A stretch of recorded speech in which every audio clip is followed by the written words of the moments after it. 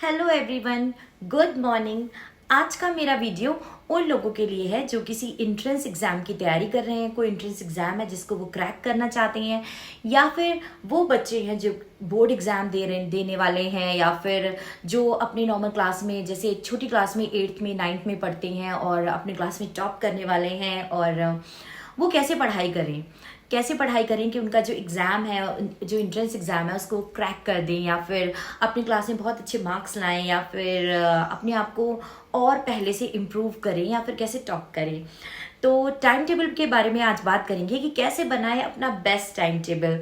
तो कुछ बहुत अच्छी सी टिप्स हैं जो मैं आपके साथ शेयर करूंगी, जो कि साइकोलॉजिकली प्रूवन भी हैं कि अगर आप इनको फॉलो करेंगे तो आपका टाइम टेबल जो होगा वो चलेगा। क्योंकि एक्चुअली क्या होता है कि हम लोग जो टाइम टेबल बनाते हैं वो 2-3 दिन में भी टाइम फिक्स हो जाता है। कभी भी हम अपने टाइम टेबल को फॉलो ही नहीं कर पाते हैं, क्योंकि हम या तो अपना टाइम टेबल ऐसा बना लेते हैं जो हमारे लिए फिजिबल भी नहीं है, हमारे स्टेमिना के बाहर है, या फिर हमें पता ही नहीं होता कि टाइम टेबल बनाने की एकदम सही टेक्निक क्या होती है। तो चलिए शुरू करते हैं कि टाइम टेबल कैसे बनाना चाहिए।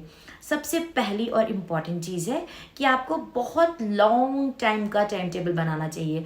अगर आप किसी एंट्रेंस एग्जाम की तैयारी कर रहे हैं तो फिर जाहिर सी बात है कि आप कम से कम 2 साल पहले तो उसकी तैयारी करेंगे ही, या फिर आप किसी क्लास में पढ़ते हैं और आपका एग्जाम है, बोर्ड एग्जाम है, नॉर्मल एग्जाम है, तो आप 1 साल का तो टाइम लेंगे ही। तो उतने टाइम पहले तो आपको टाइम टेबल बनाना ही है। लेकिन अगर आप मेरा वीडियो लेट देख रहे हैं और आपके पास एग्जाम के लिए टाइम कम है, तो जैसे मैं बताऊंगी आपको, आप उस टाइम ड्यूरेशन को उसी के हिसाब से डिवाइड कर सकते हैं।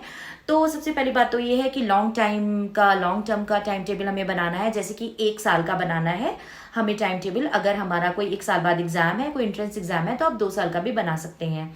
अब उसमें हमें क्या करना है कि हमको उसमें डिवाइड करना है कि हमें कब कितनी चीज़ें पढ़नी है, कैसे पढ़नी है। तो ये हमारी टिप 2 है कि हमें ऑप्टिमम यूटिलाइजेशन करना है अपने टाइम का।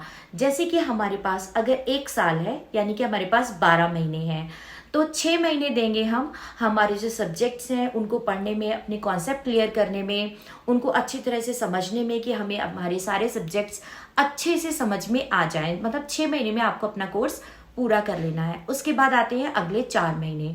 उन 4 महीने में आपको रिवीजन करना है। आप जितना ज़्यादा रिवीजन करेंगे उतना ही अच्छा जो होगा वो आपका जो रिजल्ट है वो आएगा। अगले 2 महीने रखेंगे हम मॉक टेस्ट या प्रीवियस ईयर के क्वेश्चन पेपर्स को सॉल्व करने वाला पीरियड। उसमें आप प्रीवियस ईयर्स के क्वेश्चन पेपर सॉल्व करिए, मॉक टेस्ट दीजिए। अगर कोई एंट्रेंस एग्जाम है तो उसके लिए ऑनलाइन मॉक टेस्ट होते हैं, या फिर अपने घर में, आप स्कूल में एग्जाम का एनवायरनमेंट बना के आप वो मॉक टेस्ट दे सकते हैं।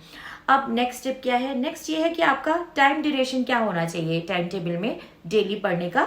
तो अगर आप अभी अभी टाइम टेबल बना रहे हैं तो शुरू में 4 से 6 घंटे रखिए, और बाद में आप उसको 10 से 12 घंटे या अपने स्टेमिना और अपनी नीड के हिसाब से रख सकते हैं।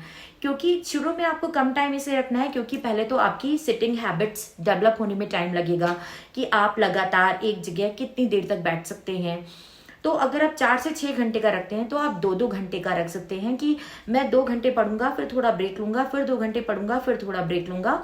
और अगर आप 10 से 12 घंटे का टाइम टेबल रखते हैं तो उसमें आप थोड़ी देर, जितने घंटे आप बैठना चाहें आप बैठ सकते हो। ये मैंने जैसे बोला आपके स्टेमिना पर डिपेंड करता है, उतनी देर बैठेंगे। लेकिन शुरू में हम आधे घंटे या फिर थोड़ी कम ड्यूरेशन के लिए बैठेंगे। लेकिन हाँ, आधे घंटे से कम नहीं बैठना है, कम से कम आपको आधे घंटे तो बैठना है, क्योंकि आपका माइंड आधा घंटा तो लेगा फोकस्ड होने में, कॉन्सेंट्रेट करने में और स्टडी का फ्लो लाने में।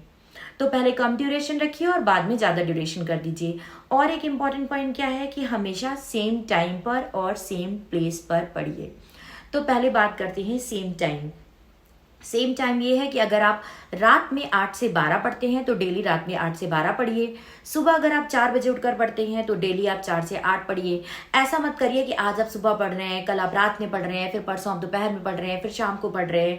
तो इससे आपके माइंड को फोकस होने में, कॉन्सेंट्रेट करने में दिक्कत होती है। और हमारी बॉडी में जो बायोलॉजिकल क्लॉक होती है वो अगर आप रोज सेम टाइम पर पढ़ेंगे तो वो उसी पर एक सेट हो जाएगी। तो जैसे कि आपने 3-4 दिन या 5 दिन सेम टाइम पर पढ़ लिया, तो अगर आप छठे दिन आप पढ़ना भूल गए, आपका पढ़ने का मन नहीं है, तो कि बायोलॉजिकल क्लॉक जो होगी वो एक्टिव हो जाएगी और आपको सिग्नल देने लगेगी कि भाई ये तुम्हारे पढ़ने का टाइम है, किताब उठाओ और पढ़ने बैठ जाओ। तो बायोलॉजिकल क्लॉक को सेट करने के लिए आप सेम टाइम ही बनाएं। और दूसरी चीज़ है सेम प्लेस। सेम प्लेस ऐसा है कि हमारा दिमाग जो होता है वो फेमिलियर हो जाता है कि भाई हम इस जगह पर आ गए हैं, हम यहाँ बैठ गए हैं, अब यहाँ पे हमें ना तो मोबाइल चलाना है, ना गप्पे मारनी है, ना बैठ कर कुछ भी ओवर थिंक करना है, ना सोचना है, ना ख्याली पुलाव पकानी है, हमें यहाँ पर पढ़ना है क्योंकि हमें पढ़ने की जगह पर आ चुका हूँ। तो सेम प्लेस पर पढ़ना है। अगर आपके घर में कोई एक ऐसा आइसोलेटेड या सेपरेट प्लेस नहीं है पढ़ने के लिए और आप किसी बड़े एग्जाम की तैयारी कर रहे हैं, तो अगर ये पॉसिबल है तो आप किसी लाइब्रेरी में जाकर भी पढ़ सकते हैं, लेकिन ये ध्यान रखिए सेम प्लेस सेम टाइम।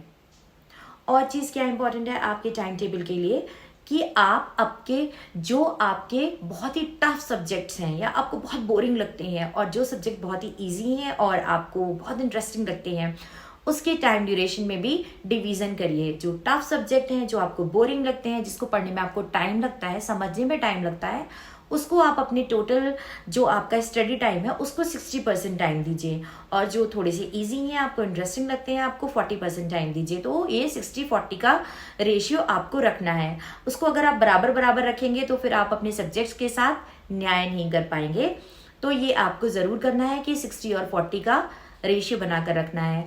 और एक बात हमेशा याद रखनी है कि टाइम टेबल सिर्फ एक टाइम टेबल नहीं होता कि एक प्लान्ड स्टडी आपका प्लान है, जबकि ये आपकी सफलता का रोड मैप होता है। इसी टाइम टेबल के रोड पर चलकर आप अपनी सक्सेस को पा पाएंगे, अपने एंट्रेंस को क्रैक कर पाएंगे, अपनी क्लास में टॉप कर पाएंगे। तो आपको स्टडी से रिलेटेड कोई भी हेल्प चाहिए तो आप मुझे डीएम कर सकते हैं। टाइम टेबल बनाने में प्रॉब्लम आ रही है तभी आप मुझसे पूछ सकते हैं। और ऐसी मज़ेदार टिप्स के लिए या फिर और मेंटल डिसऑर्डर के बारे में जानने के लिए प्लीज़ मेरे चैनल को सब्सक्राइब कर लीजिए, मेरे यूट्यूब चैनल को।